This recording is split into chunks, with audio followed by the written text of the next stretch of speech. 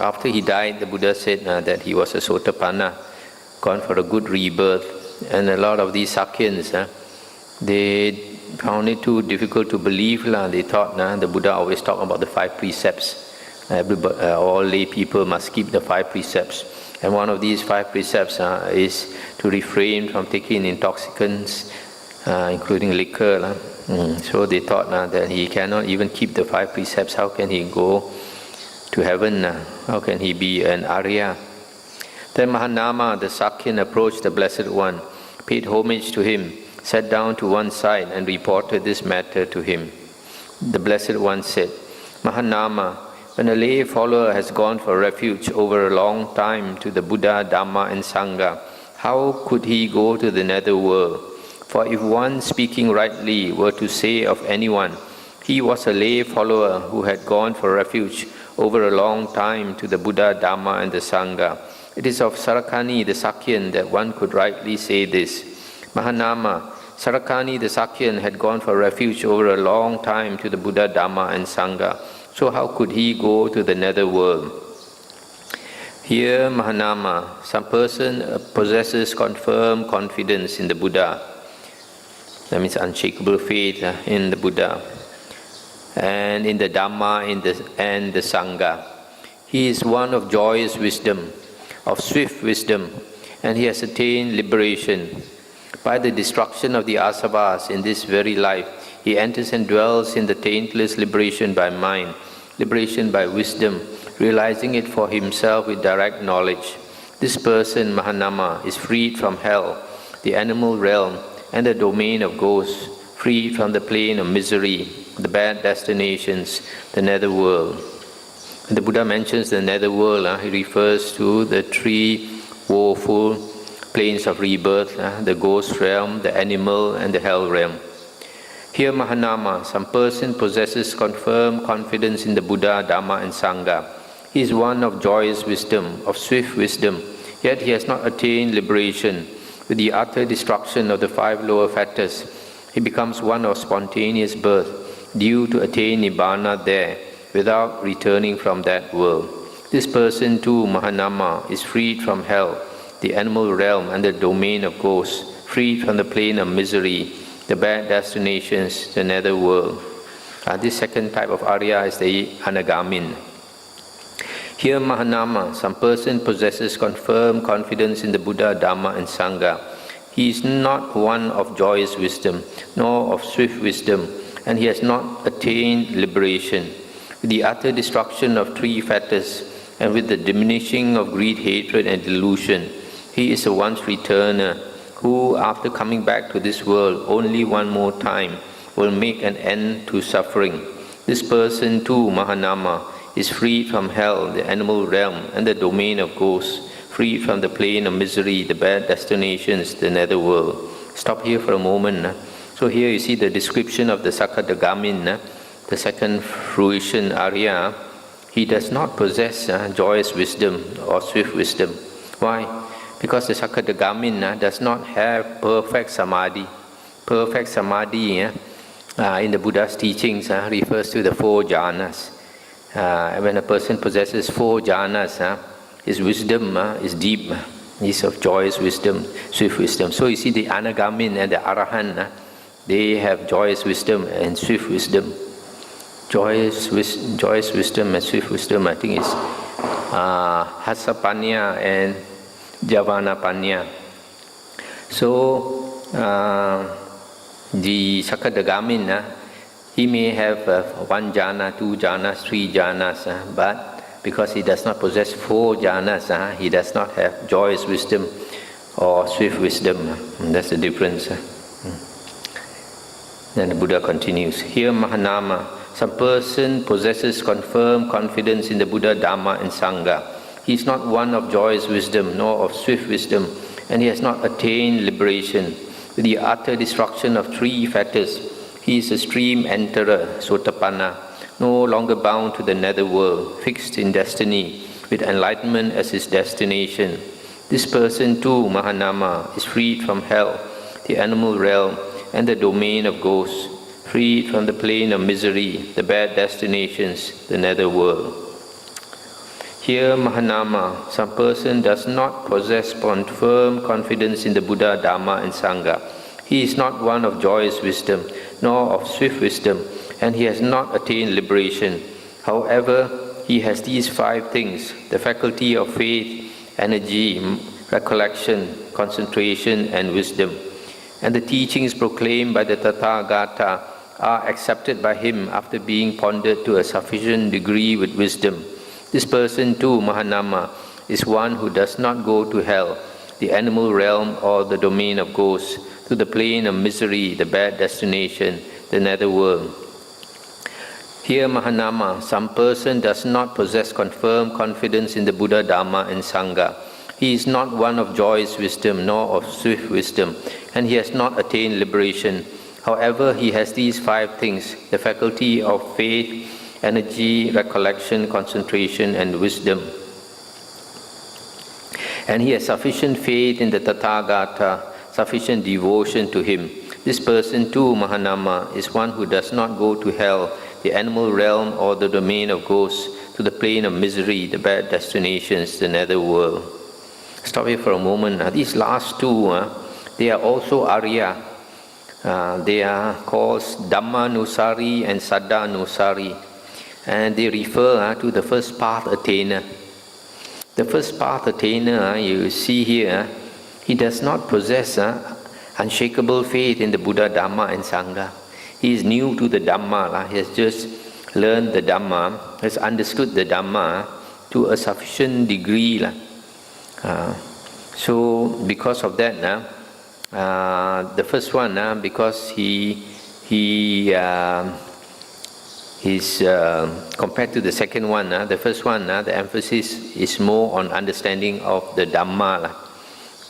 The second one, he also has some understanding of the Dhamma, and his faith is stronger. That's why he's called the Saddhanusari. You see, for a person to become an Arya, he must have right view. So these 2 persons must have right view. That means they have heard the Dhamma and understood the basic teachings about the 4 noble truths. That's why they have become Arya. And they won't be reborn into the woeful plains of rebirth.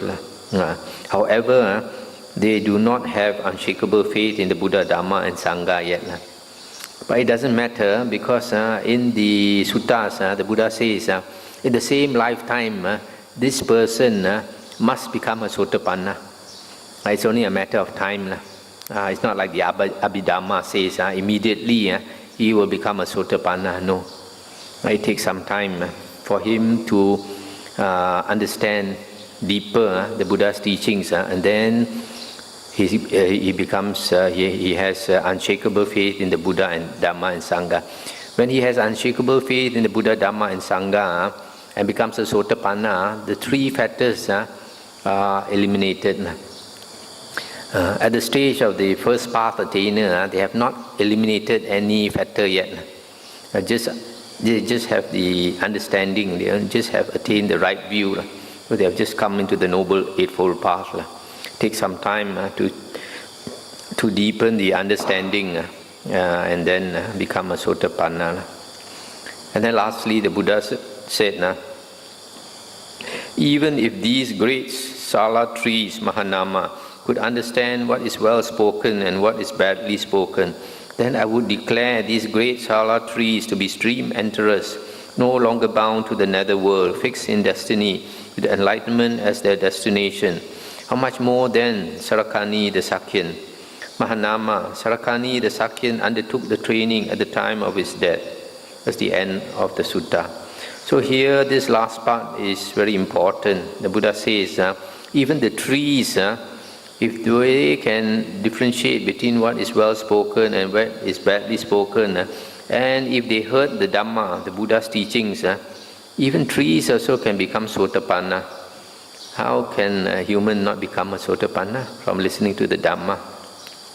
So what is important here is that, what is implied here is that to become a Sotapanna, you have to listen to the Dhamma. It is not from meditation.